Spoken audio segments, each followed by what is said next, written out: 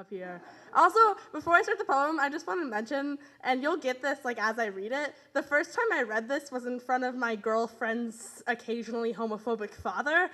So he's been struggling with coming to terms with her sexuality for a while, and when you listen to the poem, I would like you to keep that perspective in mind. Oh, thank you. I don't know who said that, but I'm sure you're cute too. Oh, Angel's cute too. Okay.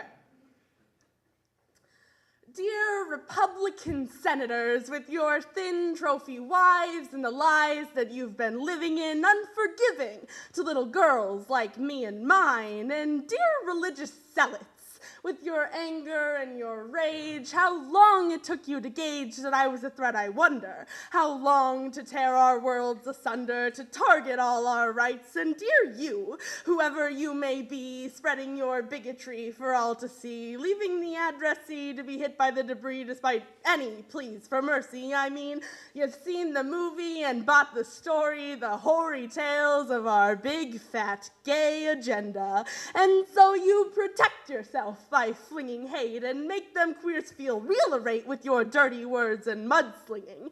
And some will say it's paranoia or the fear of something new, but hey, you know it's true, and us queers, we know it too. Your panicking is justified, but trust me, bub, you just can't hide from the powers of our movement. After all, we're devil sent just to present this dissent, to reinvent the convents and the countries in our favor. And anyone you tell will just wish you'd go to hell, but I mean, I'll still feel swell with my girlfriend and my sinning. After all, we can do whatever we want to, because this is a coup, so screw you. We're coming for your daughters who will all make the choice to be gay. And imagine your dismay when your little girl brings me home. You'll see the key to making her happy is a partner who agrees with her.